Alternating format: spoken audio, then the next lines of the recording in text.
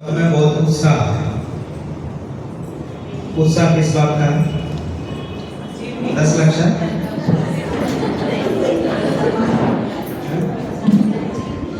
बोलो। प्रारंभ होता है, थोड़ी गंभीरता रहती है 10 दिन निकालना, और जब पूरा होता है तो बहुत उत्साह हो जाता है। नरेंद्र जी फ्री हो गए हैं, आप में ज्यादा उत्साह दिख रहा मुझे। मजाक कर रहा हूं। होना उल्टा चाहिए। शुरुआत में उत्साह होना चाहिए, बीच में होना चाहिए धैर्य। मैं बच्चों को समझाता हूँ, कोई भी काम शुरुआत में होना चाहिए उत्साह, बीच में होना चाहिए धैर्य, और अंत में होना चाहिए संतुष्टि। ठीक है? आज के दिन तो संतोष होना चाहिए कि 10 दिन जो है हमने बहुत अच्छे से बिताए, धर्म रूप में बिताए। ऐसे जीवन के अंत में भी संतोष होना चाहिए। ऐसा काम करना है जिससे अंत में कि हमने अपना जीवन पूरा अच्छे से जिया है। तो प्रारंभ में उत्साह, बीच में धैर्य और अंत में संतोष, ऐसा जीवन होना चाहिए। तो 10 लक्षण तो समाप्त होने का उत्साह नहीं, ठीक है, समाप्त होने का संतोष होना चाहिए कि हमने बहुत अच्छे से इसको बिताया, सचमुच बिताया। जिनवानी माँ की गोद में बैठ करके कोई बच्चा दुखी नहीं हो सकता। हम सब जिनवानी माँ की गोद में बैठे, कभी दुखी होने वाले नहीं हैं। एक बार कल की बातों को देख लेते हैं। शास्त्राभ्यास के अनेक अंग हैं: पढ़ना, लिखना, पूछना, पाठ करना, याद करना, चिंतन करना। एक रह गया इसमें, चर्चा करना। चर्चा करना भी ठीक है। बैठते हैं, आप यहाँ जाते हैं, भोजन तो 15 मिनट होता है, पर 2-2.5 घंटा आपके यहाँ बैठना होता है। क्या करते हैं? चर्चा करते हैं। तो आपके घर में स्वाध्याय हुआ कि नहीं? और मुमुक्षु लोग चर्चा कर कर करके क्या करेंगे? उनके पास है ही क्या चर्चा करने? आत्मा की बात के अलावा, धर्म की बात के अलावा, कल्याण की बात के अलावा दूसरी कोई बात नहीं। और मुझे बड़े गर्व की बात है मनोज जी, 10 दिन हो गया, सबके यहाँ गया, लगभग जिन्हें बुलाए सबके यहाँ गया। अंकित जी, ये मुझे बताते हुए बहुत खुशी है, किसी के यहाँ भी किसी के बारे में एक लफ्ज भी बुराई नहीं निकली किसी के बारे में। एक भी किसी ने किसी के बारे में कोई आरोप प्रत्यारोप नहीं लगाया। शांति से सब अपनी जो भी उनकी चर्चा है, उन्होंने कैसे कैसे जीवन में धर्म किया है, क्या क्या कर रहे हैं, उसके बारे में चर्चा की। इससे बढ़िया जीवन क्या हो सकता है? सब स्वाध्याय है, सब स्वाध्याय, इससे बढ़िया क्या हो सकता है? ठीक है, इशारों में भी किसी ने कुछ नहीं, ठीक है, सारा काम जैसा होना हो रहा, कोई दिक्कत नहीं। जगत का परिणाम अपने आप हो रहा है। कहाँ आरोप प्रत्यारोप करते रहे? ये जो मनुष्य को मिला, ये आरोप प्रत्यारोप के लिए नहीं है। जिसका जैसा जीवन है, जैसा चल रहा है, चलते थे शांति से, कोई दिक्कत, जिसका जैसा विचार, ठीक है। तो ये चर्चा करना भी क्या हुआ? स्वाध्याय। तो आपस में चर्चा करें। टोडरमल जी ने तो ऐसा लिखा कि साधर्मी को तो चर्चा ही चाहिए। लिख लो वासु जी, अकेले लेके नहीं बैठना, लिख लो। क्या कहा टोडरमल जी ने? साधर्मी को तो चर्चा ही चाहिए। आपके घर में बहुत चर्चा हुई, जो आपने ही की सबसे ज्यादा थी। बहुत कमाल के प्रश्न किए उन्होंने। तो साधर्मी को तो चर्चा ही चाहिए और कुछ नहीं चाहिए। चिंतन और चर्चा में क्या अंतर है? हाँ? चिंतन और चर्चा में क्या अंतर है? बहुत बढ़िया। चिंतन और चर्चा में क्या अंतर है? चिंतन अकेले होता है। चिंतन तो हम आराम से सो रहे हैं, नींद नहीं आ रही है और बैठे हैं और चिंतन कर रहे हैं, वस्तु स्वरूप का चिंतन कर रहे हैं, ये चिंतन हो गया। और चर्चा आपस में करते हैं, ठीक है। खुद से जो चर्चा होती है उसका नाम चिंतन है, और दूसरों से जो चर्चा होती है उसका नाम चर्चा है।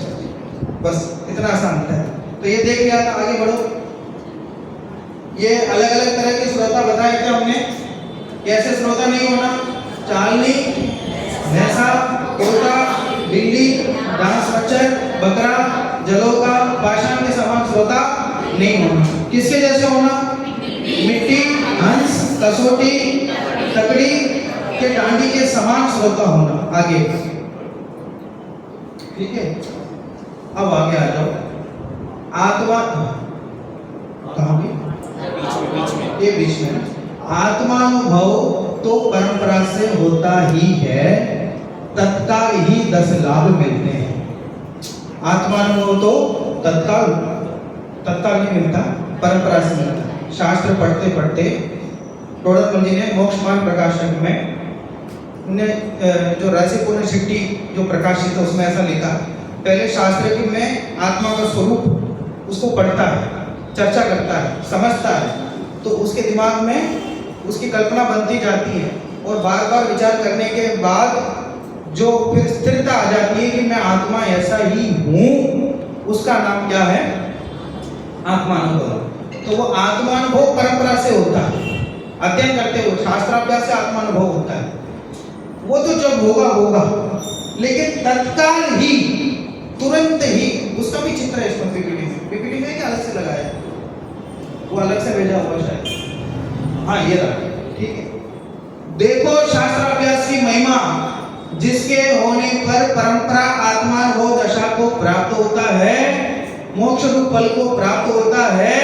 यह तो दूर ही रहो, तत्काल ही इतने गुण प्रकट होते हैं। आपने सुना है कि उस दिन 10 लाभ, ठीक है।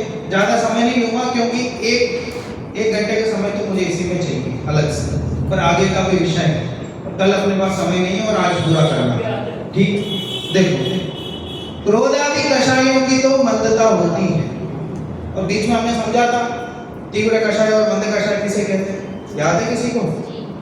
कौन बता सकता है? मंद कषाय तीव्र कषाय किसे कहते हैं? आप तो बताइए होगा, और कोई? हाँ आप बताइए।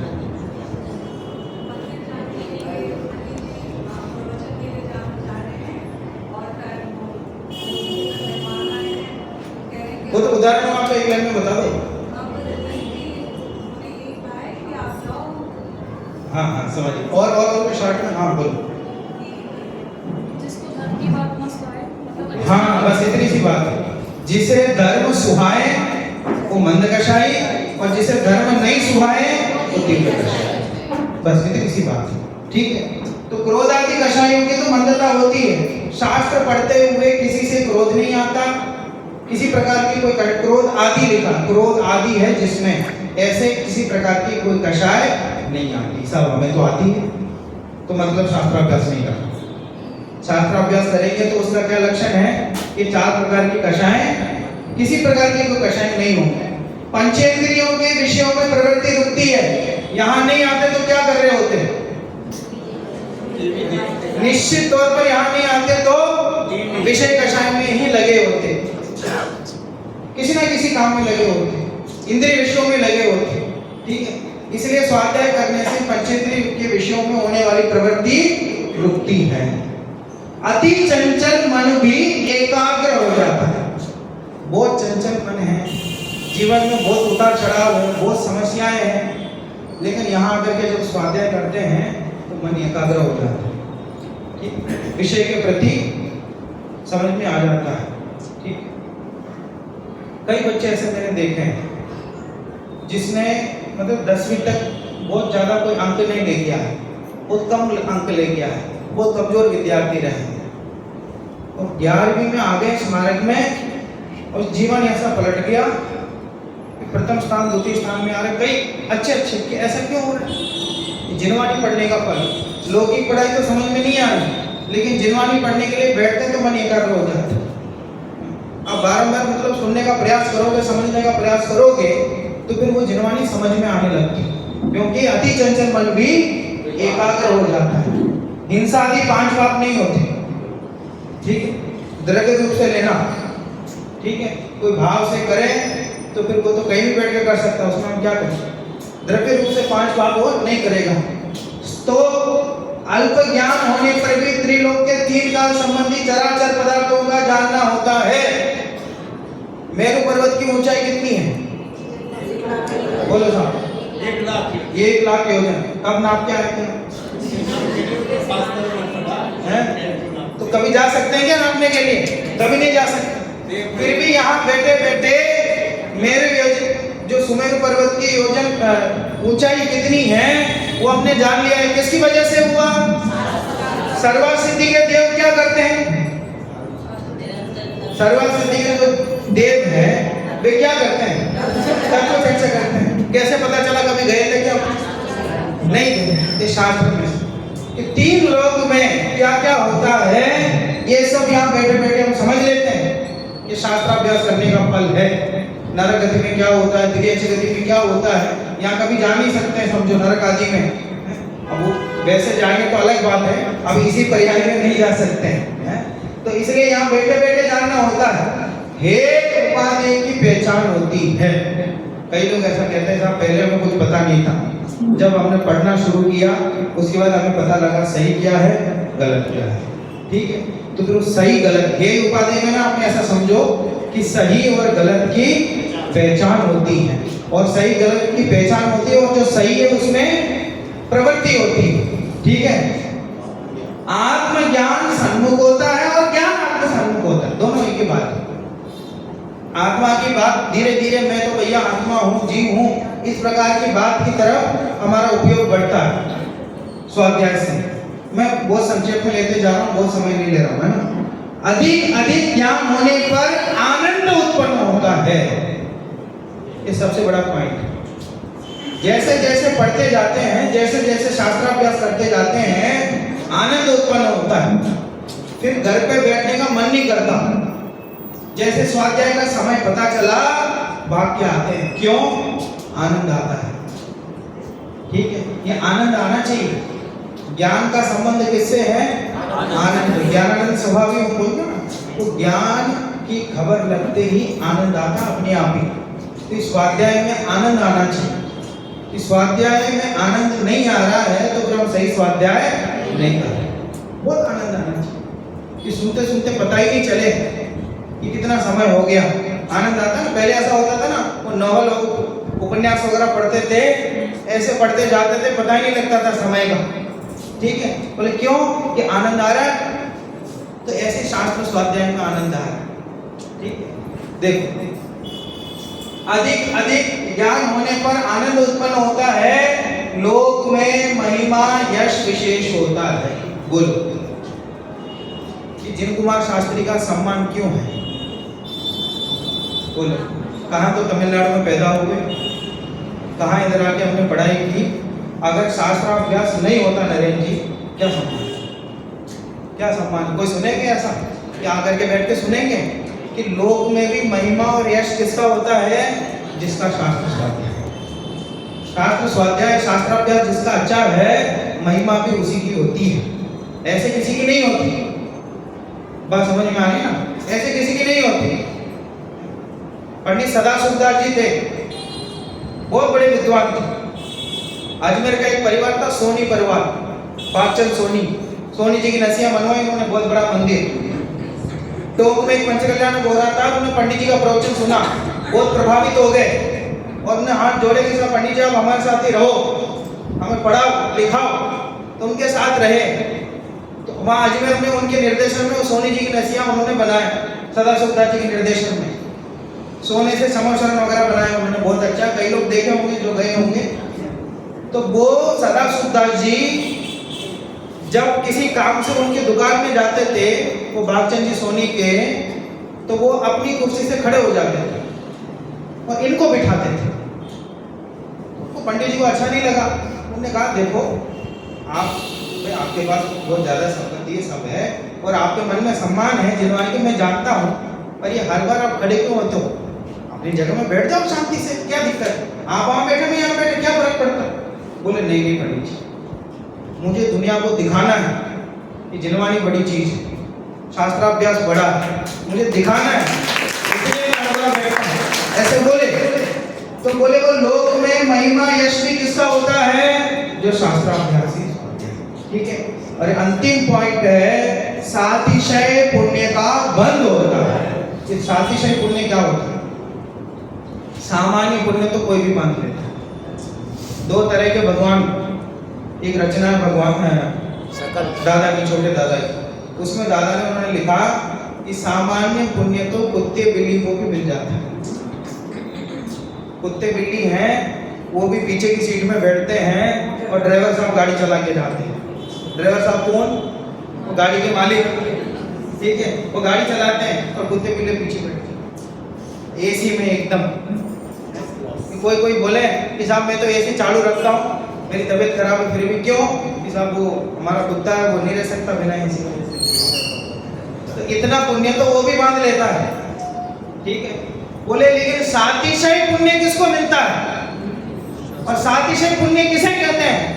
जिस पुण्य से जिनवानी सुनने को मिले उसको सातिशय पुण्य कहते हैं। वो सातिशय पुण्य किसको बनता है? कि वो सातिशय पुण्य शास्त्राभ्यास करने वालों को बनता है। जिसमें आत्म कल्याण होवे ऐसा पुण्य सातिशय पुण्य है। वो पुण्य हर किसी को नहीं मिलती। बात समझ में आ रही ना? तो ये 10 गुण तो तत्काल शास्त्र पढ़ते ही तत्काल तुरंत प्रकट होते हैं। एक बार पढ़कर देखना, फिर मिला के देखना, ऐसे ही नहीं मानना। शास्त्र अभ्यास करना, चर्चा करना और 10 घटित हुए कि नहीं ये विचार करना तो अधिक आनंद आए। ठीक है, अब आ जाओ पुराना विषय पे। ठीक है, होगी बात? किसी कुछ पूछना तो नहीं है? बोर्ड लगा रखा था मंदिर के में, बोर्ड लगा हुआ। हाँ, बोर्ड लगा हुआ है और एक बार प्रिंट लेके आप उसमें लगा लेना। हाँ, उसको पढ़ना। ठीक है, देखो कि ठीक है पंडित जी, शास्त्राभ्यास की बात तो समझ में आ गई, लेकिन ऐसा शास्त्राभ्यास इतना दुर्लभ है, इसकी हमें कीमत नहीं है। कई बार ऐसा होता है कोई बहुत महंगी चीज, बहुत दुर्लभ चीज बिना प्रयास के मिल जाए तो उसकी कीमत नहीं होती। बिना कुछ किए ही मिल जाए ना, उसकी कीमत नहीं होती। ऐसा ही हो गया कि जिनवानी सुनने का जो सौभाग्य हमें मिला है कि शायद हमने इसको नहीं समझ पाए, हम नहीं समझ पा रहे हैं। कितना दुर्लभ है कि द्रव्य क्षेत्र काल भाव से मनुष्य भवी महादुर्लभ है। वो सादी 2000 सागर के लिए निकलता है तो 1360 भाव तो देव में निकल जाता है। वो बचे हुए त्रियंच में, बचे हुए नरक में, और त्रियंच और मनुष्य के लिए तो बस थोड़ा सा इतना सब। और ये कौन सा भव है पता नहीं है, क्या पता आखिरी हो। ठीक है, फिर अगर यहाँ भी हमने अपना काम नहीं किया तो वापस मौका मिलने वाला नहीं है। द्रव्य से देखो तो मनुष्य बहुत कम है। क्षेत्र से देखो तो कितने क्षेत्र में रहते हैं मनुष्य? 2.5 है ना? तो और उसमें वो बाकी जीव तो पूरे 3 लोक में ठसाठस भरे हुए हैं। काल देखो, सबसे कम उम्र वाले हम ही हैं। बाकी सबकी तो समझो किसी के 10,000 है, किसी को सागरों की आयु है, और सबसे कम उम्र हमारी है। कितनी है? 100 से भी कम। कितनी है? 120। वो तो शास्त्र में लिखा है, वो तो शास्त्र में लिखा है। हमारी उम्र कितनी है? मनुष्य से, अरे वो व्यवहार से पूछ रहा हूँ मैं, मनुष्य की अपेक्षा 60-70 कह रहे हैं, कोई गारंटी नहीं है। इस बात की कोई गारंटी नहीं है, बिल्कुल नहीं है। ठीक है, काल बहुत कम है। और भाव, जिस भाव से मनुष्य गति का बंद हो, ऐसा भाव इतनी आसानी से नहीं होता। और कितने मुश्किल से मनुष्य को मिला है, ये महादुर्लभ है। और दौलत राम जी तो हमने सुना ही है, दौल समझ सुन चेत सयाने, काल व्रता मत खोवे, यह नर भव फिर मिलन कठिन है। ये नर भव दोबारा नहीं मिलेगा, फिर मिलन कठिन है। कि बाकी सारा काम तो हो गया, जो करने योग्य काम था वो हमने नहीं किया। अंजलि में जिस प्रकार हम जल लेते हैं, ऐसा अंजलि में जल लिया, कितनी देर टिकता है? कितनी देर टिकता है? बस कैसे भी आप टाइट पकड़ो, कहीं ना कहीं तो वो निकलता ही है, निकलता जाता। कितनी ही कोशिश कर लो। मुझे तो बड़ा अचंभा होता है जब एक लोग कहते हैं कि पंडित जी हमें तो पता ही नहीं लगा, हमें तो पता ही नहीं चला इतने साल निकल गए। ठीक है, और घर में पत्नी बोले तो पता ही नहीं चला 3 साल निकल गए। हमसे पूछो हमें कितना पता चला है? तो ऐसे बच्चे बोले कि वैसे 5 साल निकल गए, कैसे पता ही नहीं चला। कोई पता ही नहीं चला तो फिर किया क्या तुमने यहाँ रह करके? 5 साल का समय, इतना बड़ा समय, और कहता पता नहीं, कई तो 60-70 साल के बोलते हैं जैसा पंडित जी हमारे तो पता ही नहीं चला इतने साल कैसे निकल गए। बोला आगे भी पता नहीं चलेगा कैसे निकलने, आगे भी ऐसे ही निकलेगा, कीमत ही नहीं है। देखो ये जो मनुष्य भाव है ये काने गन्ने के समान है। आत्मानुशासन में लिखा है और टोडरमल जी ने उसकी टीका लिखी है। ये मनुष्य भाव कैसा है? काने गन्ने के समान है। जिस प्रकार गन्ना होता है और काना गन्ना होता है, काना माने खराब हो गया, खराब हो गया, वो कह रहे हैं उसका निचला हिस्सा, प्रारंभिक हिस्सा वो भी खराब होता है, बीच का हिस्सा उसमें गुण लग गए हैं वो भी खराब हो गया, और ऊपर का हिस्सा वो भी खराब है। वो तो सही गन्ने में भी ऊपर के हिस्से तो कोई नहीं खाता, ऊपर का हिस्सा तो वैसे ही खराब। फिर भी कोई स्वाद का लोलुपी कि साहब मैं गन्ना खरीद के लाया, पैसा तो दे के आया, खाऊंगा तो सही, ऐसा करके जबरदस्ती खाने की कोशिश करे। कोई मार्केट से गन्ना लेके आए और बाद में देखे इसमें तो गुण लगाऊंगा, खराब है, और पूरा गन्ना खराब है, ऐसा जान करके भी साहब पैसा मैंने खर्च किया है, लेकर आया हूँ, खाऊंगा तो सही उसको, ऐसा सोच करके खाए तो 2 नुकसान होते हैं। ठीक, एक नुकसान मैं बताऊंगा, एक आपसे पूछूंगा। एक तो स्वाद नहीं आएगा, क्या? एक तो स्वाद नहीं आएगा, क्यों? गन्ना बिगड़ा हुआ है, खराब है, इसलिए स्वाद तो आएगा ही नहीं। पूरा ही चबा डाले तो स्वाद तो आएगा ही। दूसरा नुकसान क्या है? हाँ बोलो। हाँ, गन्ने की पूरी कीमत खत्म। वो तो तभी हो गई जब लेके आए, तो खराब तो है ही।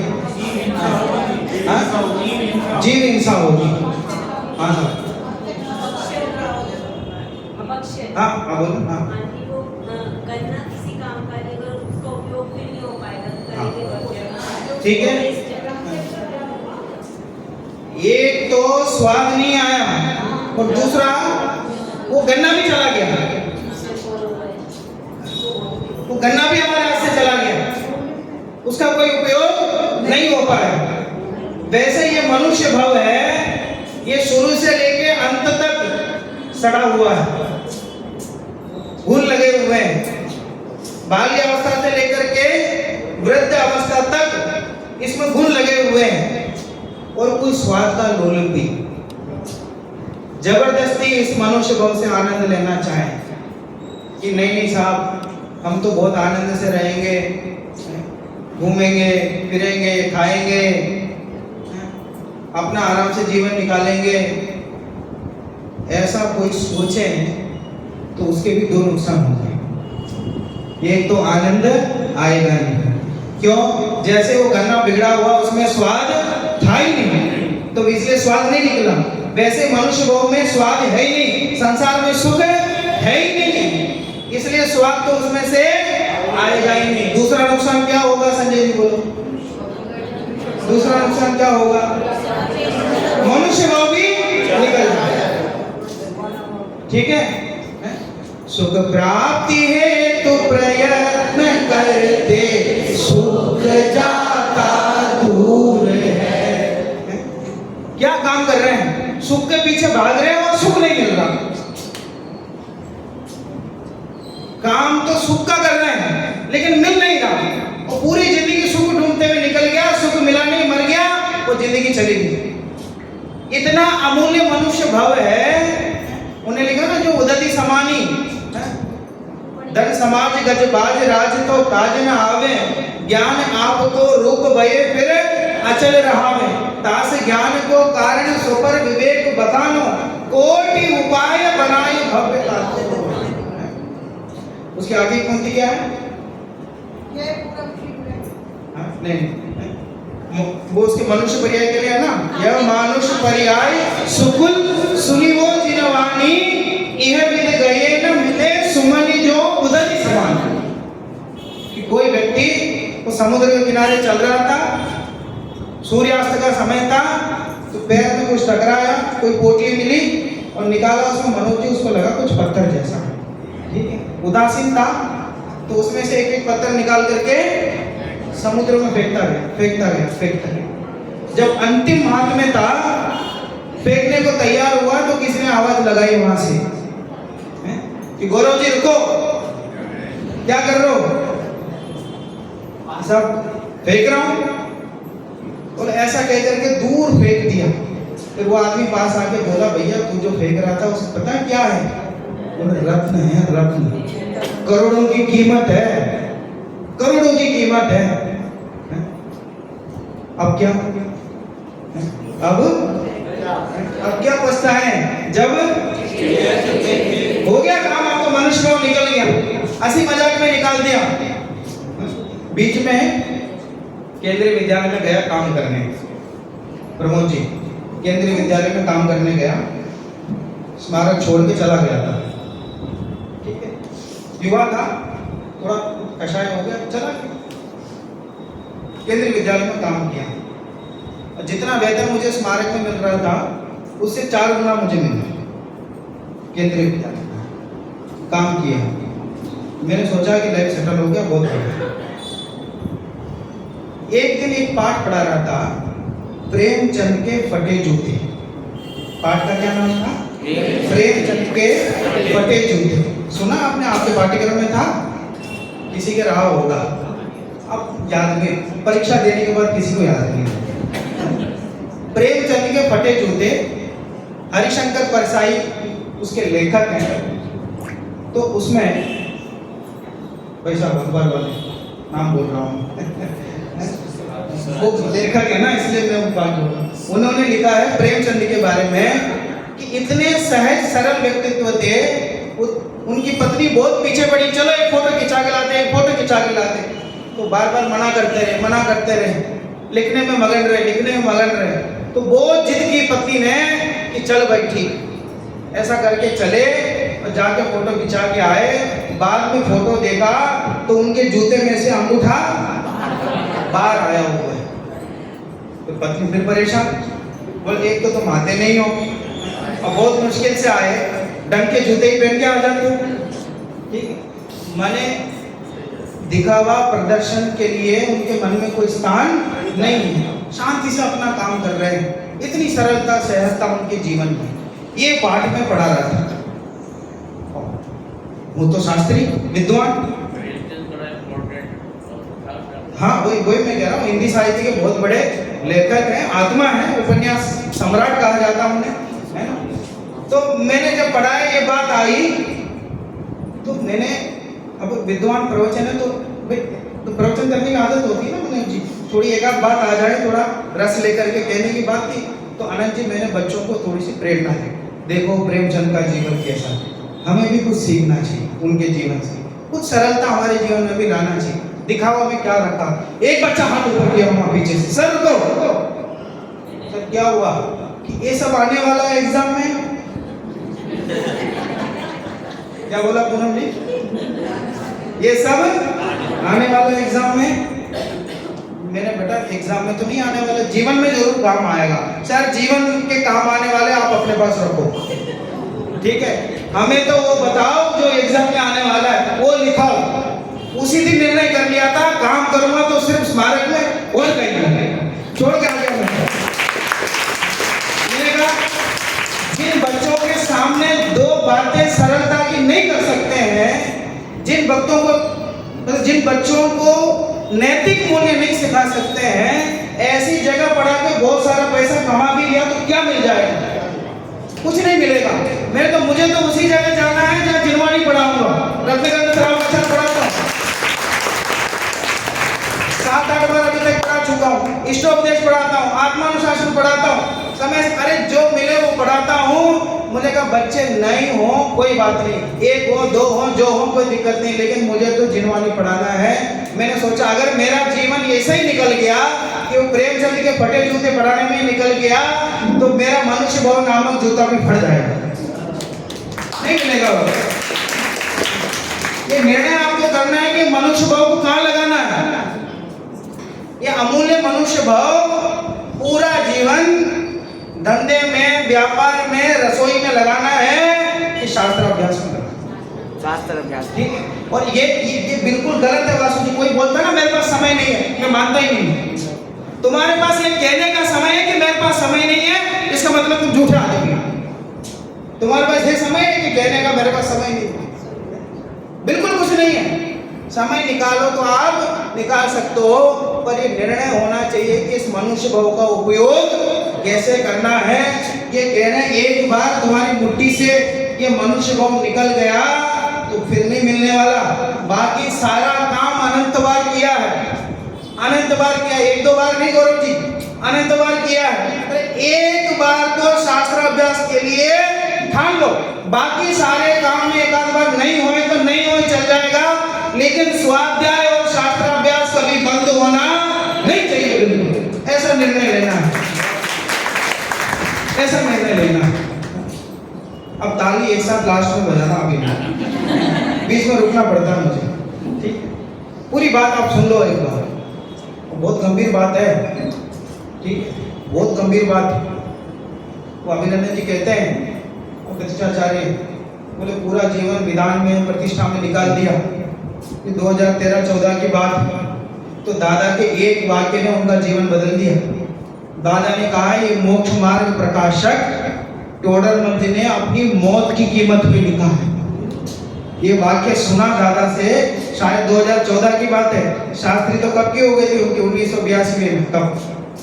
और ये वाक्य सुना और पूरे मोक्ष मार्ग प्रकाश को ऐसा पी लिया उन्होंने, ऐसा पी लिया, सोते समय सपने में भी कुछ बोलते होंगे तो मोक्ष मार्ग प्रकाश के पेज नंबर बोलते होंगे, पेज नंबर बोलते बाएं तरफ है और बाएं तरफ ऊपर से 8वीं लाइन है और तीसरा शब्द है, यहाँ तक याद है। बोलो, ऐसे ही एक एक वाक्य आप लगा लो। ये ज्ञानियों ने जो शास्त्र हम तक पहुंचाए हैं, अकलंद स्वामी ने ये जो साहित्य हम तक कैसे पहुंचाए, निकलंद स्वामी ने बलि दिया, बलिदान दिया। कुंद कुंदाचार्य ऐसा कहते हैं, लिखते लिखते गर्दन टेढ़ी हो गई, वक्रग्रीव आचार्य हो गए। अर्थ करो उसका, वक्रग्रीव ऐसा बोलते जैसा बहुत बड़ा विशेषण हो। वक्रग्रीव, वक्रग्रीव माने क्या, टेढ़ा गर्दन, जिनकी गर्दन टेढ़ी हो गई।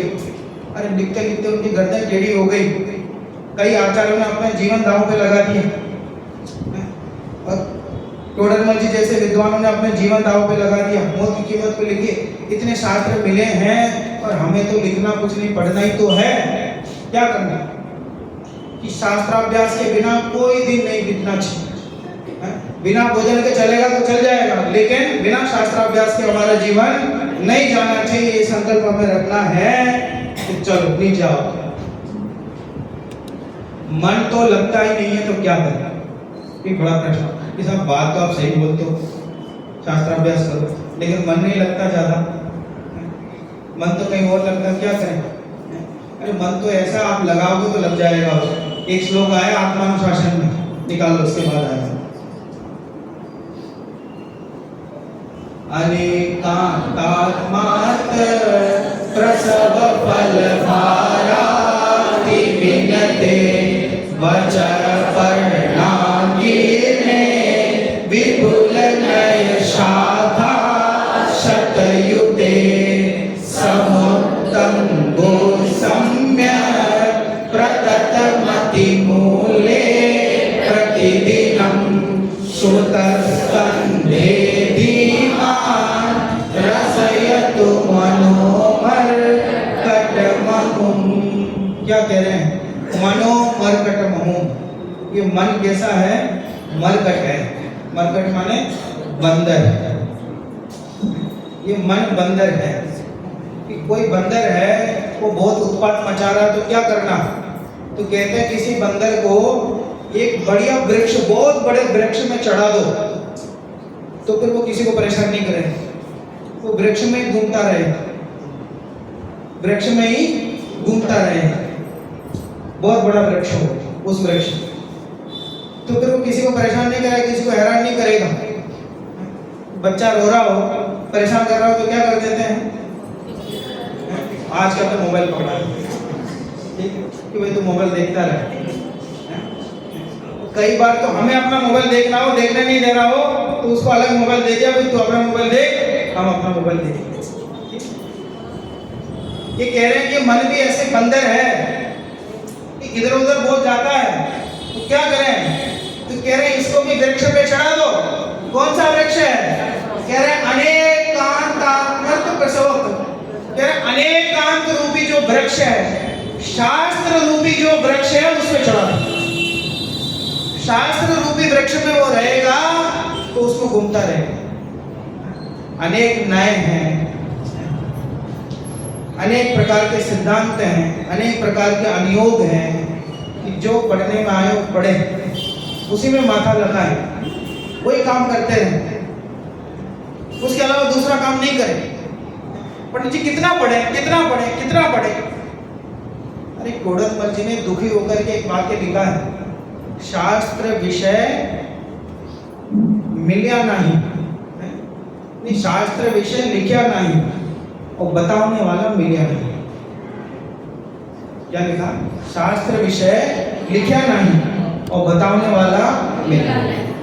बोले जितने शास्त्र थे उनके समय पे सब पढ़ लिया उन्होंने, वो बार बार पढ़ रहे हैं और शास्त्र पढ़ना है, बताने वाला मिलिया नहीं। बहुत दुखी होकर के उन्होंने लिखा कि पढ़ने की बहुत इच्छा है, जितने थे सब पढ़ लिए और अभी भी पढ़ रहे हैं, नए पढ़ने की इच्छा है लेकिन कोई मिल नहीं रहा।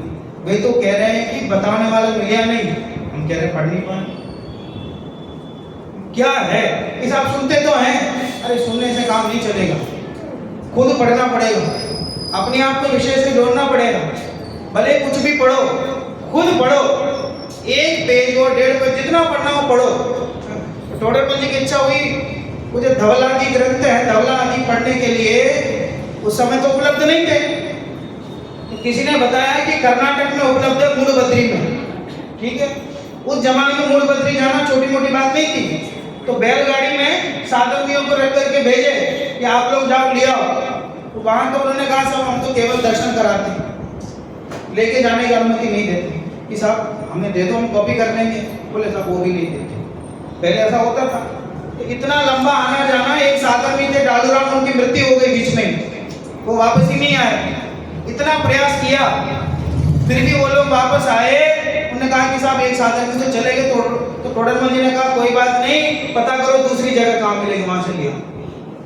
ये नहीं कहा कोई बात नहीं रहने दो, मैं कहा और जगह देखो कि भैया हम तो पढ़ना बंद करने वाले नहीं, हम शास्त्राभ्यास बंद करने वाले नहीं। शास्त्राभ्यास के प्रति ऐसी रुचि होना चाहिए। अमृतचंद्र आचार्य से पूछा कि भैया समय सार की टीका क्यों लिख रहे हो, किसी के लिख रहे हो? आप तो सातवें गुणस्थानवर्ती हो, छठवें सातवें गुणस्थानवर्ती हो, आत्मानुभव में लीन हो, तो ये शास्त्र लिख के क्या मिल जाएगा? नाम चाहिए क्या आपको? बोले नाम की तो कोई जरूरत नहीं है, कि मम परम विशुद्धि। क्या कह रहा है? मम परम विशुद्धि, कि मुझे परम विशुद्धि चाहिए, मुझे पूर्णता चाहिए। उसमें बोलते हैं ना भक्ति में, हमें तो पूर्ण दशा ही चाहिए, साधी अनंत का आनंद चाहिए। बोलते हैं ना पूर्ण दशा चाहिए। जब छठवें सातवें गुणस्थानवर्ती मुनिराज भी शास्त्र का अभ्यास इसलिए करते हैं कि उससे ही पूर्ण दशा होगी। और हम तो फिर कहाँ ये देखते, हम किस अवस्था में, और हमें कहाँ पहुंचना? तो हमें तो वहां तक पहुंचने के लिए भी कितने शास्त्राभ्यास की जरूरत है, ठीक है। तो केवल सुनने से काम नहीं चलेगा, केवल पूछने से काम नहीं चलेगा, केवल समझने से काम नहीं चलेगा, अपना विषय बनना चाहिए। बात समझ में आ रही ना? आसपास कहीं भी आग लगे तो आदमी को कोई फर्क नहीं पड़ता, जब अपने में लगे फर्क कब पड़ता है? जब अपने में लगे, अपने शरीर में आग लगे तो फिर भागता है, ठीक है। वैसे ही जब तक वो स्वाध्याय की रुचि, स्वाध्याय की आग जब तक अपने अंतरंग में नहीं लगेगी, तब तक मोक्ष मार्ग में अग्रसर नहीं होगा। खुद को समझ में आना चाहिए, अहो मुझे तो इन बातों की खबर ही नहीं थी। खुद इस मार्ग से जुड़े कि सब वो पंडित जी कह रहे थे, अहो मुझे तो इन बातों की खबर ही नहीं थी। अरे पंडित जी को खबर नहीं थी तो खबर उन्हें मिलेगी, हमें नहीं मिलेगी। हमें लगना चाहिए, अपने अंदर से जुड़ना चाहिए इस विषय से। अपने आप से जुड़ेंगे फिर जितना पढ़ेंगे उतना समझ में आएगा, उतना ही इस मार्ग में हम आगे बढ़ेंगे। सैकड़ों बातें हैं, कितनी बातें कहें कि एक शास्त्राभ्यास के अलावा और कुछ करने योग्य कार्य है इस जगत में बिल्कुल नहीं। एकमात्र यही कार्य है। सदा सुखदास जी ऐसा लिखते हैं जब 68 साल के थे तब रत्नगण श्रावकाचार्य की टीका पूरी हुई और पूरे लिखने के बाद एक उन्होंने प्रशस्ति लिखी। प्रशस्ति में लिखते हैं 68 वर्ष जो आयु बीत्यो तुझ आधार। दिनवानी से कह रहे हैं कि 68 साल तक की आयु तुम्हारे आधार से ही मैंने बिताई। और मुझे लगा आगे ऐसा लिखेंगे कि अब बहुत हो गया, अब रिटायरमेंट लेता हूं। तो आगे लिखा है कि बाकी शेष आयु भी इसी में लगे, ऐसा लिखा। ये भी ठीक है। फिर उसके बाद और पंक्ति लिखी कि जितने भव संसार में उतने भव तुझ आदर से बीते। अकेले इस जीवन की बात नहीं है, जब तक मुझे मुक्ति की प्राप्ति नहीं हो जाती तब तक मैं जिनवानी के शरण में रहूंगा। ठीक है, तब तक शुद्धात्मा पंचगुरु जग में शरणों दो, ऐसा बोलते हैं ना। एक अपना शुद्धात्मा है, एक ये 5 परमेष्ठी है और जिनवानी, बस और कोई शरण नहीं है, और कोई शरण देने वाला इस जगत में नहीं है। तो बहुत गहराई से विचार करने की आवश्यकता है कि सच्चा मार्ग क्या है, सही गलत क्या है। ये सब अध्ययन किए बिना समझ में आने वाला नहीं है। इसलिए गहराई से अध्ययन चाहिए, शास्त्राभ्यास चाहिए, स्वाध्याय चाहिए, निरंतर चाहिए।